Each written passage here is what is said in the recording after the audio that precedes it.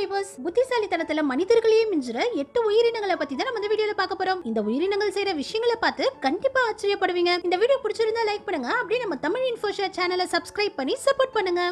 நம்ம முதல்ல பார்க்க போறது ஹெரான் பேர்ட். இந்த ஹெரான் பறவைக்கு இருக்கிற அறிவு பாருங்க. இந்த பறவைகள் எப்பவுமே இந்த மாதிரி நீர் யானைகளுக்கு மேலதான் நிக்கும். ஏன்னா நீர் யானை தண்ணிக்குள்ள இருக்கும்போது தண்ணிக்குள்ள இருக்கிற மீன்கள் நீர் யானை உடம்புல இருக்கிற டெட் செல்ஸ் சாப்பிடறதுக்காக இந்த மாதிரி நீர் யானை கிட்ட வருதுங்க. இப்படி நீர் யானை கிட்ட வர மீன்களை இந்த பறவைகள் ஈஸியா கொத்தி சாப்பிடுது. தண்ணியில ஓடுற மீன்களை பிடிக்கிறது கஷ்டங்கிறதுனால இந்த பறவை இப்படி நீர் யானை மேல நின்று நீர் யானை கிட்ட வர மீன்களை ஈஸியா பிடிச்சு சாப்பிடுது. இதே மாதிரி தான் இந்த கொக்குகளும் நோஸ்ட் டால்பின்கள் கஷ்டப்பட்டு பிடிக்கிற மீன்களை இந்த பறவைகள் ஈஸியா சாப்பிடுது. இந்த நோஸ்ட் டால்பின்கள் கஷ்டப்பட்டு கரைக்கு கொண்டுட்டு வந்து தள்ளுற மீன்களை இந்த கொக்குகள் ஈஸியா பிடிச்சு சாப்பிடுது. அடுத்தது ப்ளூ ஜெய் பேர்ட். இந்த ப்ளூ ஜெய் பறவைகளை ஒரு மிமிக்ரி ஆர்டிஸ்ட்னு தான் சொல்லணும். ஏன்னா அடிக்கடி இந்த பறவைகள் இதோட சத்தத்தை மாத்தி பருந்து மாதிரி கத்தும். ஏன்னா ஏதாவது ஒரு இடத்துல உணவு கிடைக்கும் போது எல்லா பறவைகளும் வந்து அந்த உணவை சாப்பிடுங்க. அந்த மாதிரி டைம்ல இது பருந்து மாதிரி கத்தி மத்த பறவைகள் எல்லாம் பயமுறுத்தி துரத்தி விட்டுட்டு இந்த பறவை மட்டும் அந்த உணவை சாப்பிடுது. அடுத்தது எகிப்தியன் வல்ச்சர். கழுகுகள்லயே இந்த எகிப்தியன் வல்ச்சர் தான் ரொம்பவும் புத்திசாலியான கழுகு. பொதுவா எல்லா கழுகுகளும் ஆக்ரோஷமா சண்டை போட்டுதான் அதுங்களுக்கான உணவை சாப்பிடும். ஆனா இந்த எகிப்தியன் வல்ச்சர் மட்டும் கூட்டமா சேர்ந்து சண்டை போடாம புத்திசாலித்தனமா கல்லை எடுத்துட்டு போய் முட்டையை உடைச்சு உணவை சாப்பிடுது. இந்த ஆஸ்ட்ரிச் முட்டை மேல மனிதர்களே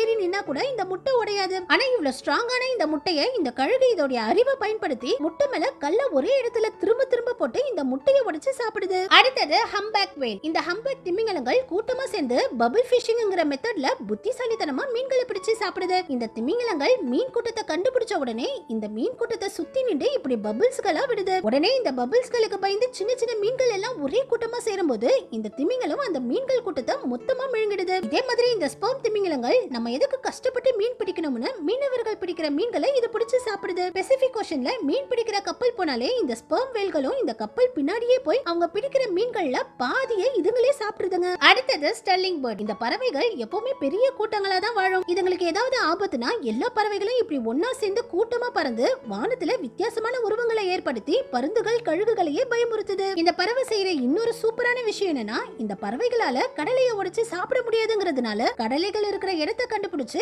அந்த இடத்துக்கு அணில்களை சத்தம் போட்டு கூப்பிடுது. அதுக்கப்புறம் அணில்கள் உரிக்கிற கடலைகளை இந்த பறவையும் ஷேர் பண்ணி சாப்பிடுது. அடுத்தது பிரவுன் ஹார்ன் பேர்ட். இந்த சின்ன பறவைக்கு இருக்கிற அறிவை பாருங்க. இது பிரெட்டை எடுத்துட்டு வந்து மீனுக்கு போடுற மாதிரி போட்டுட்டு மீன்கள் பிரெட்டை சாப்பிட வரும்போது இந்த பறவை டக்குன்னு மீனை பிடிச்சு சாப்பிடுது. அதாவது மனிதர்கள் தூண்டில போட்டு மீனை பிடிக்கிற மாதிரி இந்த பறவை பிரெட்டை போட்டு மீனை பிடிச்சு சாப்பிடுது. அடுத்தது அமேசிங் ஆண்ட். சின்ன பூச்சிகள்லயே எறும்புகள் தான் அதிக வருஷம் உயிர் வாழ்ற உயிரினம். ஏன்னா சில ராணி எறும்புகள் 30 வருஷம் கூட உயிர் வாழுதுங்க. எறும்புகள் கிட்ட இருக்கிற ஒரு சூப்பரான விஷயம் என்னன்னா எறும்புகள் எவ்வளவு உயரத்துல இருந்து கீழே விழுந்தாலும் அதுங்களுக்கு எந்த அடியுமே படாது. இந்த வீடியோல பாருங்க, இவர் ஒரு முட்டையையும் ஒரு கோழி இறகையும் ஒரே நேரத்துல கீழே போடுறாரு. முட்டை வெயிட்டா இருக்கிறதுனால வேகமா வந்து கீழே விழுந்து உடைஞ்சிருச்சு. ஆனா இறகு ரொம்பவும் வெயிட்லெஸ்ஸா இருக்கிறதுனால காத்துல மிதந்து வந்து ரொம்பவும் மெதுவா தான் கீழே விழுது. இதே மாதிரி தான் எறும்புகளும் வெயிட்லெஸ்ஸா இருக்கிறதுனால எவ்வளவு உயரத்துல இருந்து விழுந்தாலும் காத்துல மிதந்து வந்து சேஃபா லேண்ட் ஆகுதுங்க. நம்ம கடைசியா பார்க்க போறது பரோவிங் ஆவுல். உலகத்துல 200க்கும் அதிக வகையான ஆந்தைகள் இருக்குது. அதுல இந்த பரோவிங் ஆந்தைகள் மட்டும் தான் மண்ணுக்கடியில வாழுதுங்க. பொதுவா